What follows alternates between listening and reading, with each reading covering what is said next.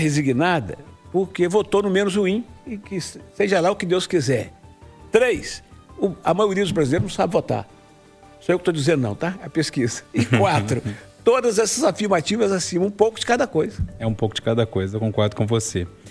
Bom, seguinte, pessoal, o presidente Luiz Inácio Lula da Silva anunciou que irá fazer uma reunião com os 3 poderes, Executivo, Congresso e Supremo Tribunal Federal, para discutir ações de combate à violência contra a mulher.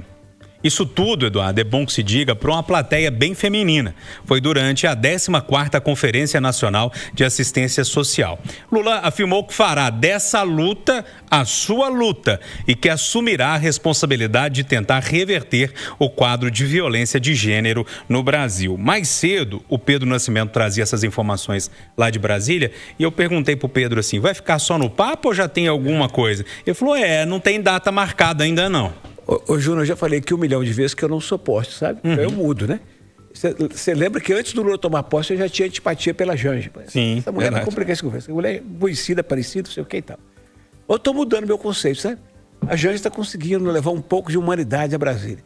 Recentemente ela falou sobre os animais lá, sabe? Tocou o coração do presidente. E agora, Júnior? Se vai ter resultado, eu não sei.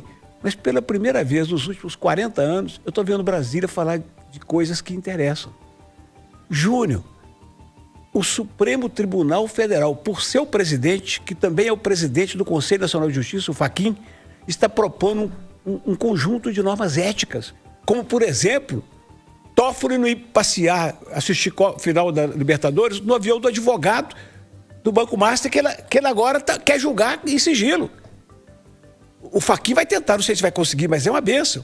O Congresso está votando um pacote para mudar as questões de segurança nesse país. Não sei se vai ficar bom, mas é uma tentativa. E o Lula está tratando de feminicídio, que é de fato uma epidemia. Até que enfim, Júnior, Brasília está falando do que de fato interessa, dói no nosso dia a dia. E por isso eu peço a sua permissão para encerrar desse jeito. Mereceu aleluia? Merece. Os 3 poderes preocupados com aquilo que dói no nosso calo, nem que seja por um dia. Roberta, a retórica, né? O discurso é esse, né? Que vai se preocupar. E aí? Esse nosso amigo Eduardo Costa não existe, viu? Olha, realmente, a questão do feminicídio é gravíssima e a gente tem notado, inclusive vendo o noticiário internacional, em todo o mundo, um crescimento muito grande de crimes contra a mulher, não é? De crimes de gênero. A pessoa mata porque ela é uma mulher. Então, isso é um feminicídio. O fato de ser mulher determina a sua morte. Portanto, e aqui no Brasil, igualmente, também, esses crimes estão crescendo.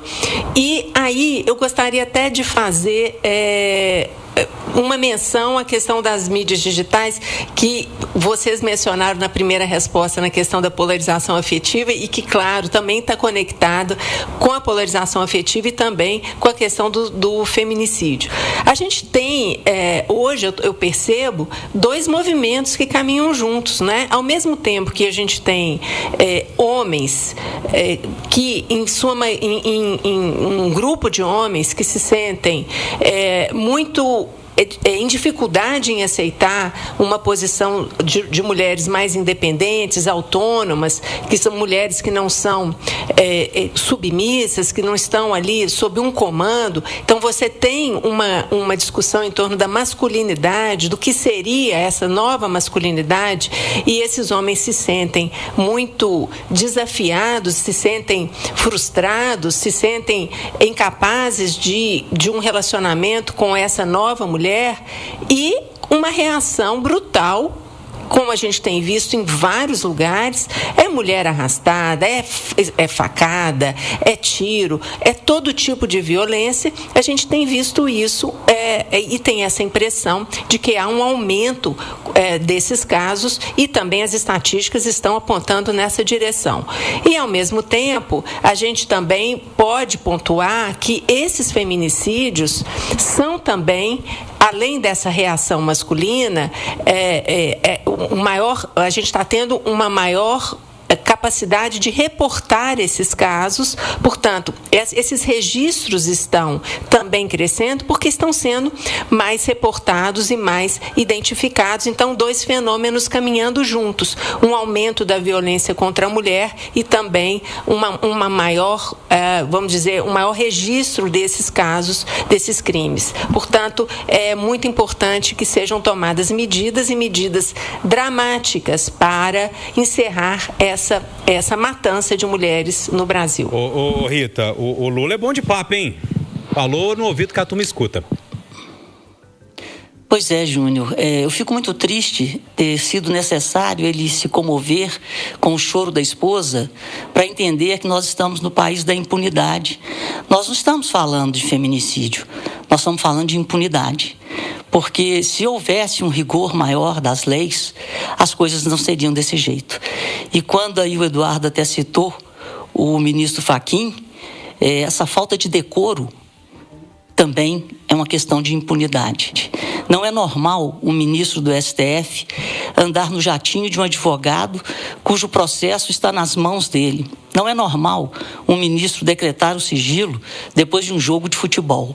Eu tenho muita vergonha quando eu sinto que o que motiva as pessoas talvez seja o like da rede social e não o sentimento puro de indignação de uma população. E aí, William Travassos, para arrematar esse assunto? Vamos lá rapidinho.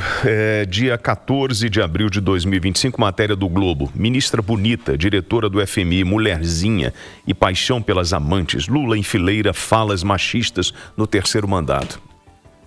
Mas aí as feministas, quando o Lula faz isso, elas olham com um olhar carinhoso para o presidente da República e aí não enxergam ele como um homem também machista.